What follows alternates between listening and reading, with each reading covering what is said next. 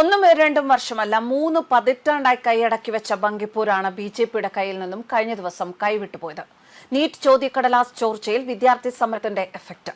ഒപ്പം ദേശീയ അധ്യക്ഷൻ നിതിൻ നബീന്റെ സ്വന്തം തട്ടകത്തിലെ തോൽവി. തല കുനിക്കുകയാണ് ബിജെപി. ഒപ്പം പാർട്ടികൾക്കൊപ്പം ബിജെപിക്കെതിരെ നിർത്താൻ ഒരു ഇരയെ കൂടി കിട്ടിയ സന്തോഷത്തിലാണ് പലരും. ജന്തർ മന്ദറിലെ വിദ്യാർത്ഥി പ്രക്ഷോഭത്തിന് മുന്നിൽ അടിയറവ് പറഞ്ഞതിന് പിന്നാലെ പാർട്ടി ദേശീയ അധ്യക്ഷൻ നിതിൻ നബീന്റെ സ്വന്തം തട്ടകത്തിലെ തോൽവി ദേശീയ രാഷ്ട്രീയത്തിൽ ബിജെപിക്ക് കനത്ത ക്ഷീണമാവുകയാണ്.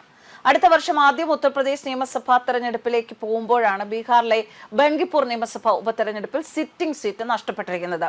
മധ്യപ്രദേശിലെ ദതിയയിലും പരാജയം. ഇത് കോൺഗ്രസിന്റെ സിറ്റിംഗ് സീറ്റ് ആയിരുന്നതിനാൽ പിടിച്ചു നിൽക്കാം. ഉപതെരഞ്ഞെടുപ്പ് നടന്ന 3 സ്ഥലങ്ങളിൽ ഗുജറാത്തിലെ മഞ്ചാൽപൂരിൽ മാത്രമാണ് ബിജെപിക്ക് ജയിക്കാൻ സാധിച്ചത്.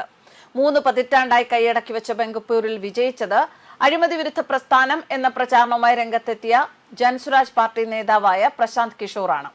ദേശീയ രാഷ്ട്രീയ ഭൂമികയിൽ ഒരു വലിയ വഴിത്തിരിവാവുകയാണ് ഈ ഫലം.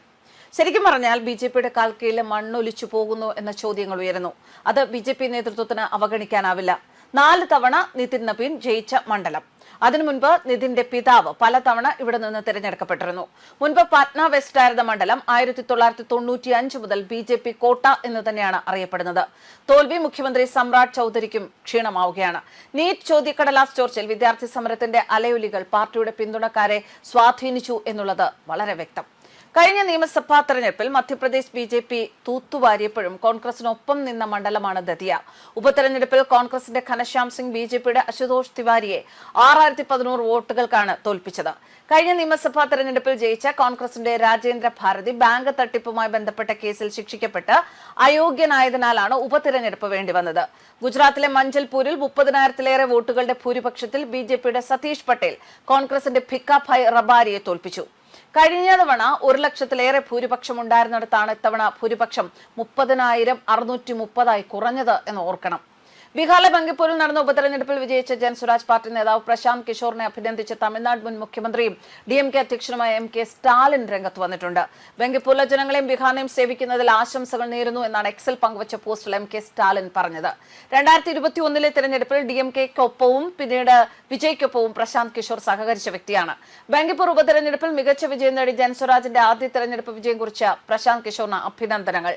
ബങ്കിപ്പൂർ മണ്ഡലത്തിലെ ജനങ്ങളെയും ബീഹാറിനെയും സേവിക്കുന്നതിൽ എല്ലാ വിജയങ്ങളും ആശംസിക്കുന്നു എന്നാണ് MK സ്റ്റാലിന്റെ വാക്കുകൾ. എന്തായാലും ഒരു ഫിനിക്സ് പക്ഷിയെ പോലെ ഇപ്പോഴുണ്ടായ ഈ ഒരു കുറവുകൾ എന്തൊക്കെയാണ് എന്ന് ബിജെപി നേതൃത്വം മനസ്സിലാക്കേണ്ട സമയം അതിക്രമിച്ചിരിക്കുന്നു എന്ന് വേണം മനസ്സിലാക്കാൻ.